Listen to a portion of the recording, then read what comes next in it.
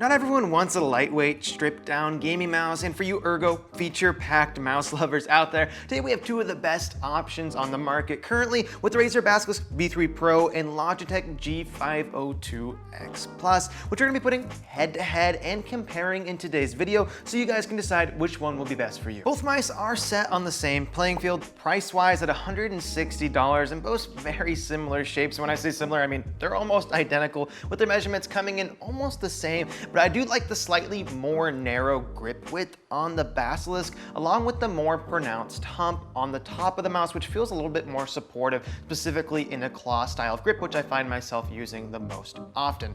With that hump just meeting me in the back of the hand a little bit easier, but otherwise in hand, both mice feel, again, very similar.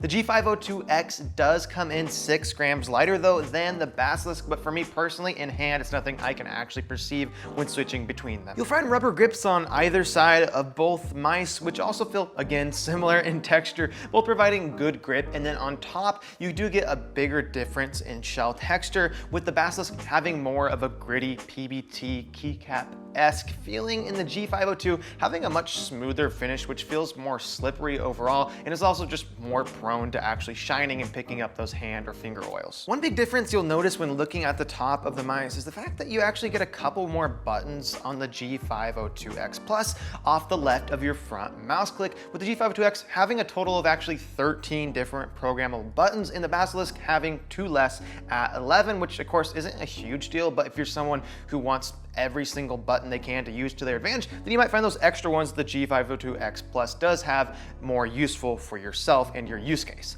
They do come pre-tied to DPI on the G502, but can be configured, of course, to whatever you'd like in that software. Both mice are using optical switches, with Razer using their Gen 3 opticals and Logitech using what they call their Light Force switches, which are just supposed to be a hybrid between an optical while also giving you that mechanical feel.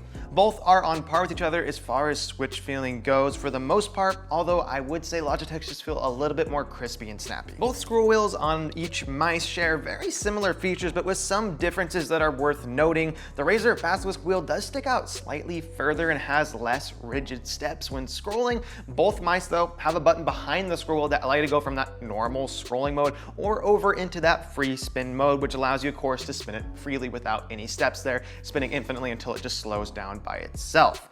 One really cool feature about the Basilisk though is that they have this thing called Smart Wheel in the software, which allows you to get the best of both worlds there with that scroll wheel. With when you're using the scroll wheel more slowly, it acts normally, having those tactile notches as you spin it, but if you flick it at a certain speed or fast enough, it'll go right into that free spin mode again until it slows down enough to switch back over. This can also allow you to remap that button behind your scroll wheel, since you have both modes available to you in the scroll wheel already at once. I also think that the higher up scroll wheel on the Basilisk makes it slightly easier to get your side-to-side clicks on the scroll wheel, but the Logitech still feels really nice as far as those side-to-side clicks go. Just a little bit harder for me to get it to go each way when it's not as high up. Overall though, I would say I think the Basilisk has a superior scroll wheel. The sniper button on both of the mice are very similar in size and location and serve the same purpose of shifting your DPI down just to make more precise movements. Although on the G502X, you can actually flip that button around or change the positioning, even take it out and put a plug that they include in the box, something I really like about it. It's something that the Basilisk V3 Pro does not offer in the box, only having that one sniper button that can't be removed.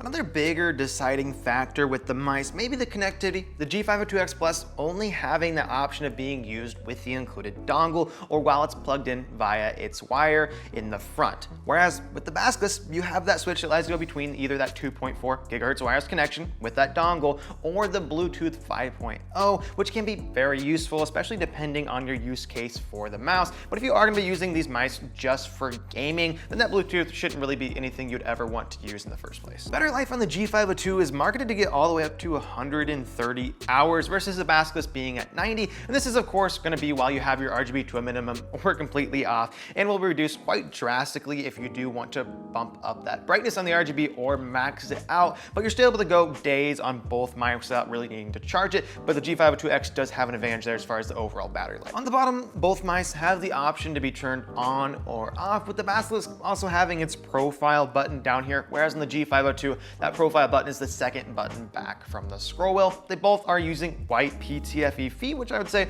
are very comparable in quality. And sensor-wise, I guess you could say that the Basilisk has a better sensor since using the Focus Pro 30K versus Logitech's Hero 25K, but I don't think anyone's gonna really be able to tell the difference between the two. And so far, for me, both mice sensor-wise have been really spot on. RGB is very subjective, but both mice have some cool aesthetics with the G502X Plus, having RGB only on that back of the shell, shining through where the cracks back there where the shell would normally meet, and the Basilisk having a lot more to work with here as far as RGB on the scroll wheel, Razer logo, and a cool underglow, which I think looks really good around the entire bottom edge of the mouse. You also have the ability to adjust those RGB effects or colors or brightness in the software, along with things like button remapping in each respective mouse's company's software. Even though, yes, both mice are similar in a lot of ways, as you've seen throughout the video, they both have their own more unique quirks and features, with each of them topping themselves in different regards. The G502X has a couple more buttons on there, has better battery life, and I'd say a slightly crispier or nicer feeling switches overall. But besides that, if I had to say when choosing between the two, which one I would at least personally go with, I think I'd have to choose the Basilisk V3 Pro,